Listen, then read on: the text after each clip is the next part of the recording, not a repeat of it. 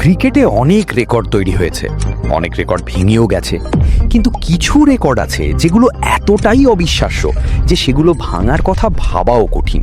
আজ আমরা দেখব ক্রিকেট ইতিহাসের 10টি এমন রেকর্ড যেগুলো হয়তো আর কখনো ভাঙবে না। আর এই তালিকায় আছেন বাংলাদেশের এক কিংবদন্তিও। 1 নম্বরে ক্রিস গেইলের 175 রানের দানবীয় ইনিংস। 2013 সালের আইপিএলে রয়্যাল চ্যালেঞ্জার্স বেঙ্গালুরুর হয়ে ব্যাট করতে নেমে তিনি এমন একটি ইনিংস খেলেছিলেন যা আজও টি-20 ক্রিকেটের সবচেয়ে ধ্বংসাত্মক ব্যাটিং প্রদর্শনীগুলোর একটি হিসেবে বিবেচিত হয়। হঠাৎ তিনি যেন বোলারদের ওপর খেপে গেলেন। যা শুরু করেছিলেন সেটাকে অনেকেই ভিডিও গেমের ইনিংস বলে থাকেন। এখনো মাত্র 66 বলে খেলে 175 রান সংগ্রহ করেছেন। 2013 সালের আইপিএলে 175 রান প্রায় পুরো দলের সমান রান। 13টি 4 এবং 17টি ছক্কা। টি-20তে সেঞ্চুরি করাই যেখানে বিরাট ঘটনা, সেখানে 175 রান প্রায় অবিশ্বাস্য। আধুনিক যুগে স্ট্রাইক রেট বেড়েছে ঠিকই, কিন্তু এত দীর্ঘ সময় ব্যাট করে এত রান করা এখনো অসম্ভবের কাছাকাছি। 2 নম্বরে বাংলাদেশের ক্রিকেট ইতিহাসের সর্বকালের সেরা অলরাউন্ডার সাকিব আল হাসান। বাংলাদেশ ক্রিকেটের পোস্টার বয় সাকিব এমন একটি রেকর্ড গড়েছেন যা শুধু বাংলাদেশ নয়, পুরো ক্রিকেট বিশ্বেই বিরল। 14,000 রান ও 700+ উইকেট। এই তালিকায় বাংলাদেশের প্রতিনিধি সাকিব আল হাসান। অনেক ব্যাটার 14,000 রান করতে পারবেন, অনেক বোলার 700 উইকেট নিতে পারবেন, কিন্তু একজন খেলোয়াড় কি দুইটিই করতে পারবেন? সেটাই সাকিব করে দেখিয়েছেন। দীর্ঘ 1 যুগেরও বেশি সময় ধরে তিনি বাংলাদেশের সেরা ব্যাটারদের একজন এবং সেরা বোলারদেরও একজন ছিলেন। বিশ্ব ক্রিকেটে অলরাউন্ডার এসেছে অনেক, কিন্তু 3 ফরম্যাট মিলিয়ে এত রান এবং এত উইকেট একসঙ্গে অর্জন করার উদাহরণ খুবই বিরল। আধুনিক ক্রিকেটে বিশেষজ্ঞ খেলোয়াড়ের যুগে এই রেকর্ড ভাঙা ভীষণ কঠিন। 3 নম্বরে ভারতের হিটম্যান রোহিত শর্মা। 2014 সালে শ্রীলঙ্কার বিপক্ষে তিনি খেলেছিলেন ওয়ানডে ইতিহাসের সবচেয়ে দানবীয় ইনিংসগুলোর একটি। 264 রানের সেই ইনিংস আজও একদিনের ক্রিকেটের সর্বোচ্চ ব্যক্তিগত স্কোর হিসেবে টিকে আছে। রোহিত শর্মা প্রথমে ধীরে ব্যাটিং করা শুরু করেছিলেন, কিন্তু একবার সেট হয়ে যাওয়ার পর যা ঘটেছিল তা ইতিহাস। রোহিত শর্মা নিজেও কয়েকবার বলেছেন তাকে 10 ওভারের ভিতর আউট করতে না পারলে তাকে থামানো প্রায় অসম্ভব। अगर मैं पहले 10 ओवर खेल गया तो उसके बाद मैं आउट अपनी गलती से ही हो सकता हूँ, मुझे बॉलर नहीं आउट कर सकता। এটি শুধু ওয়ানডে ইতিহাসের সর্বোচ্চ ব্যক্তিগত স্কোর নয়, বরং অনেক দলের পুরো ইনিংসের রান থেকেও বেশি। ডাবল সেঞ্চুরি এখন আর বিরল নয়, কিন্তু 264। একজন ব্যাটারকে শুরু থেকে শেষ পর্যন্ত টিকে থাকতে হবে এবং একই সঙ্গে আক্রমণাত্মকও থাকতে হবে। 4 নম্বরে Caribbean batting genius Brian Lara. Record ভাঙা যেন ছিল তার অভ্যাস। ক্রিকেট ইতিহাসে অনেক বড় ইনিংস এসেছে, কিন্তু 400 রান। ওয়েস্ট ইন্ডিজ কিংবদন্তি ব্রায়ান লারা 2004 সালে ইংল্যান্ডের বিপক্ষে অপরাজিত 400 রান করেন। টেস্ট ক্রিকেটে এত বড় ইনিংস খেলতে শুধু প্রতিভা যথেষ্ট নয়, দরকার অসীম ধৈর্য, মনোযোগ এবং মানসিক শক্তি। বর্তমান যুগে টেস্ট ম্যাচের গতি অনেক দ্রুত হয়ে গেছে, দলগুলো দ্রুত রান তুলতে চায়, তাই আরেকজন ব্যাটারের 400 রান করা দিন দিন আরও কঠিন হয়ে যাচ্ছে। 5 নম্বরে আছেন স্পিনের সম্রাট মুত্তিয়া মুরালিধরন। টেস্ট ক্রিকেটে 800 উইকেট।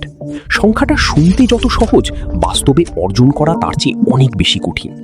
আর সেই কারণেই মুরালিধরনের এই রেকর্ডকে অনেকেই বোলিংয়ের এভারেস্ট বলে থাকেন। মুরালিধরনকে এই রেকর্ড গড়তে বছরের পর বছর ধরে ধারাবাহিক পারফর্ম করতে হয়েছে। আজকের দিনে বোলাররা চোটে পড়েন, বিশ্রাম নেন, ফরম্যাট বেছে খেলেন, ফলে 800 উইকেটের কাছে পৌঁছানোই কঠিন। বর্তমান ক্রিকেটে সক্রিয় কোনো বোলারকেই এই রেকর্ডের কাছাকাছি দেখা যাচ্ছে না। 6 নম্বরে আছেন ক্রিকেটের সচিন টেন্ডুলকার।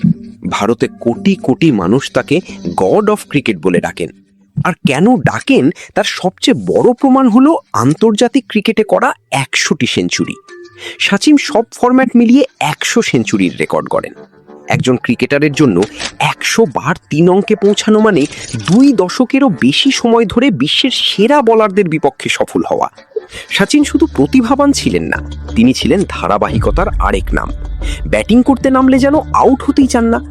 বিরাট কোহলির মতো কিংবদন্তিও এই রেকর্ডের পিছনে ছুটেছেন, কিন্তু এর বিশালত্ব বুঝিয়ে দেয় কতটা কঠিন এটি। এই রেকর্ড ক্রিকেট ইতিহাসের সবচেয়ে বিখ্যাত রেকর্ডগুলোর একটি। 7 নম্বরে চামিন্দা ভাস। 2001 সালে জিম্বাবুয়ের বিপক্ষে ওয়ানডে ম্যাচে শ্রীলঙ্কার পেসার চামিন্দা ভাস মাত্র 19 রান দিয়ে 8 উইকেট তুলে নেন। আরও মজার বিষয় হলো ম্যাচের প্রথম 3 বলেই হ্যাটট্রিক করেছিলেন ভাস। শুরুতেই প্রতিপক্ষের ব্যাটিং লাইন আপ ধ্বংস করে দিয়েছিলেন তিনি। কিন্তু আজকের দিনে ওয়ানডে ক্রিকেটে ব্যাটাররা শুরু থেকেই আক্রমণাত্মক ক্রিকেট খেলে। পাওয়ার প্লে, অসাধারণ ট্যাকটিক, ফিল্ডিং বিধিনিষেধ, উন্নত ব্যাট সবকিছুই ব্যাটারদের পক্ষে। এই যুগে হলে চামিন্দার জন্য 10 ওভারে 8 উইকেট নেওয়া প্রায় অসম্ভব হয়ে যেত। তবে 2 দশকেরও বেশি সময় পেরিয়ে গেলেও কেউ এই রেকর্ড ভাঙতে পারেনি। 8 নম্বরে আছেন প্রথম শ্রেণীর ক্রিকেটের রান সম্রাট স্যার জ্যাক হবস। আজকের ক্রিকেটাররা বছরে আন্তর্জাতিক ম্যাচ, ফ্র্যাঞ্চাইজি লিগ, বিশ্রাম এবং ফিটনেস ম্যানেজমেন্ট নিয়ে ব্যস্ত। কিন্তু একসময় ক্রিকেটাররা বছরের পর বছর প্রথম শ্রেণীর ক্রিকেট খেলতেন।